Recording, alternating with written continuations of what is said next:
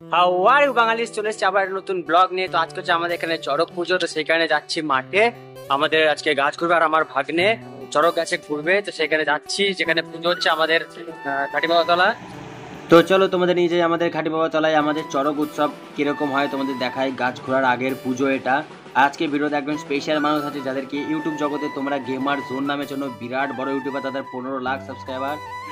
যে ক্রিয়েটারের ভিডিও আমি ইউটিউবে দেখি সেই ক্রিয়েটারটা আমার সামনে দাঁড়িয়ে আছে, আমরা একসঙ্গে ছিলাম, এটা ভেবে আমার আনন্দ লাগছে। তো দাদা আমাকে হাই করছে, আমি টাটা করলাম। তো এটা চড়কের আগের দিনের ছবি, যখন আমাদের হাজরা হচ্ছিল তখন প্রমিতদা ভিডিও করতে এসেছিল, কারণ প্রমিতদা আমাদের চৈত্রের গাজন উপলক্ষে একটা ডকুমেন্টারি শ্যুট করছে, আর আমি সেটাকে লুকিয়ে লুকিয়ে প্রমিতদার ভিডিও করে নিয়েছি। বেশ অনেক কথা হলো, তোমরা ততক্ষণ সিনেমেটিক শটটা এনজয় করতে থাকো।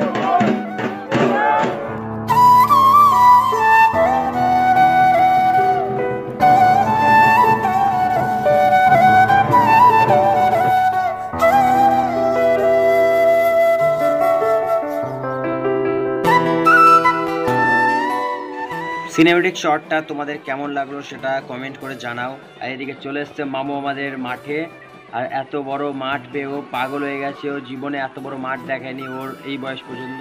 আমাদের বাড়িতে ঘেরা পাঁচিল, বাইরে বেরোতে পারে না, তাই এই মাঠ দেখেও পাগল হয়ে গেছে, এখানে ওখানে দৌড়ে বেড়াচ্ছে। আর ওটা হচ্ছে আমার দিদির বান্ধবীর ছেলে, দুই বান্ধবী আর দুই বান্ধবীর ছেলে। আর এখন যাচ্ছে বেলুন, আমাদের চড়ক গাছটাকে সাজানো হবে, আগেও সাজানো হয়েছে, এখনও আরও বড় বড় বেলুন লাগাবে, দেখতে আরও ভালো লাগবে, সেখানে বেলুন নিয়ে যাচ্ছে। আর এই যে ও পাগলের মতো মাঠে ঘুরে ঘুরে বেড়াচ্ছে, একবার মামির পায়ের পেছনে, একবার দিদার পায়ের পেছনে, একবার আমার কাছে আসছে, একবার মায়ের কাছে যাচ্ছে, আনন্দে পাগল হয়ে গেছে, তোমরা দেখতেই পাচ্ছ। আর ওর এখন 1 বছর বয়স হয়ে গেছে। এর আগের বারও এখানেই ছিল, কিন্তু তখন একদমই ছোট ছিল, সেই কারণে ওকে সেই মুহূর্তে গাছে ঘোরানো হয়নি, কারণ লেগে যেত সেই কারণে। আর এবার ধরার মতো হয়ে গেছে, সেখানে এবার ওকে গাছে ঘোরানো হবে। যাদের গ্রামে চড়ক মেলা হয় তারা জানে যে চড়ক গাছে বাচ্চাদেরকে ঘোরানো হয়, আমার মামুকেও সেরকম চড়ক গাছে ঘোরানো হবে।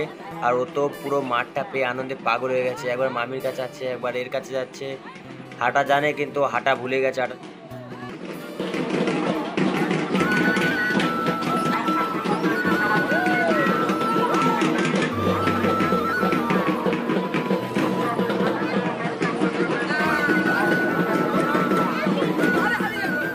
তো এখন আমাদের চড়ক গাছ যেটা আছে সেটাকে দাঁড় করানো হচ্ছে, তো এখানে বিপদ ঘটে যেত, একদম গাছটা পড়ে যেতে নিয়েছিল হঠাৎ করে।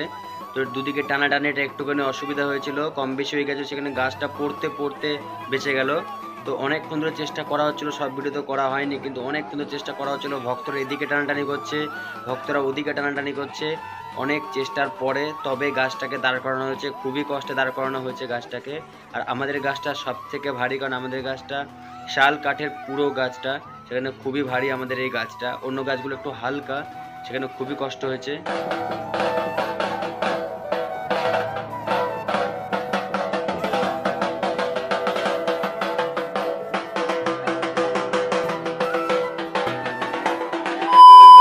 অনেক কষ্ট করে গাছটা সাকসেসফুল ভাবে দাঁড় করানো হয়। আর এবার একবার গাছটাকে ঘুরিয়ে দেখা হচ্ছে যে সবকিছু ঠিকঠাক আছে কিনা।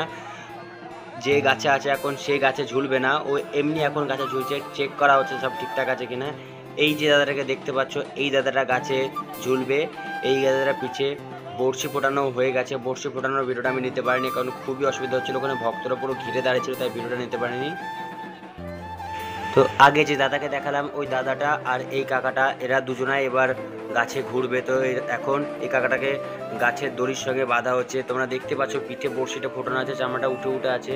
তো খুবই যন্ত্রণাদায়ক ব্যাপার, কিন্তু তাও ঠাকুরের কিছু কৃপা, ঠাকুরের কিছু মহিমা, যার কারণে ওরা এরকমভাবে গাছে ঘুরতে পারে। আরও যে বাচ্চাদেরকে কোলে করে নিয়ে ঘোরে, তো ওইরকমভাবে আমার মামাকেও আমি কোলে তুলে দেবো। এখন বাচ্চাদেরকে কোলে তুলে দিচ্ছে। তো এখন আমি আমার মামুকে কোলে দেওয়ার একবার চেষ্টা করলাম, কিন্তু কোলে দিতে পারলাম না, ধরে ছেড়ে দিল, তাই আমি ছাড়তে পারলাম না।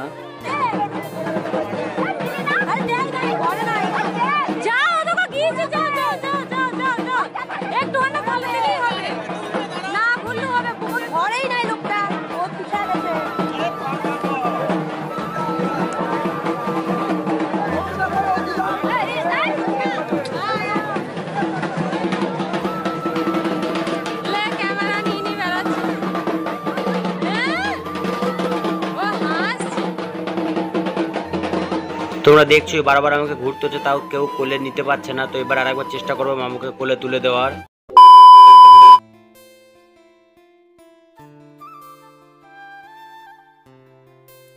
ভিডিওটা হঠাৎ করে বন্ধ হয়ে গেল, কারণ ভিডিওটা করছিল হচ্ছে প্রিয়া, আর ওই টাইমে ও ক্যামেরাটা স্টার্ট করতেই ভুলে গেছিলো, সেই কারণে ভিডিওটা হয়নি এরপর থেকে আর। কিন্তু ও মনে করছে ক্যামেরাটা চালু আছে, সেখানে ভিডিওটা আর হয়নি। তো পরে স্টোরিটা আমি বলে দিচ্ছি। তো ওখানে লাস্ট অনেক চেষ্টার পরে, 2-3বার চেষ্টার পরে আমার ভাগ্নেকে ওনাদের কোলে দিতে পেরেছিলাম। তারপর ওনারা গাছে এক পাক ঘুরেছিল। এটাই স্টোরি ছিল যে ভাগ্নে আজকে গাছে ঘুরবে। ভাগ্নে 1 বছর হয়েছে, সেই কারণে। তাও তোমরা ভিডিওর 95% দেখেছো, সেই হিসেবেই তোমরা একটা কমেন্ট করে দিও, আর ভিডিওটা একটা লাইক করে দিও, আর সিনেমেটিক শটটা কেমন লাগবে সেটা অবশ্যই বলো। আর এখন আমি আছি কাজে, ডেকোরেশনের কাজে।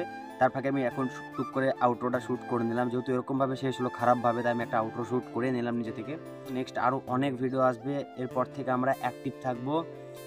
কারণ আমি যে কাজটা আগে করছিলাম সেই কাজটা ছেড়ে দিয়েছি, জামা কাপড়ের দোকানে যে কাজটা করছিলাম ছেড়ে দিচ্ছি, এখন ফুল টাইম ইউটিউব বলতে পারো। তো সেই কারণে এখন প্রচুর ভিডিও আসবে, সেখানে চ্যানেলটা অবশ্যই সাবস্ক্রাইব করে দিও। আর দেখা হচ্ছে অন্য কোনো ভিডিওতে।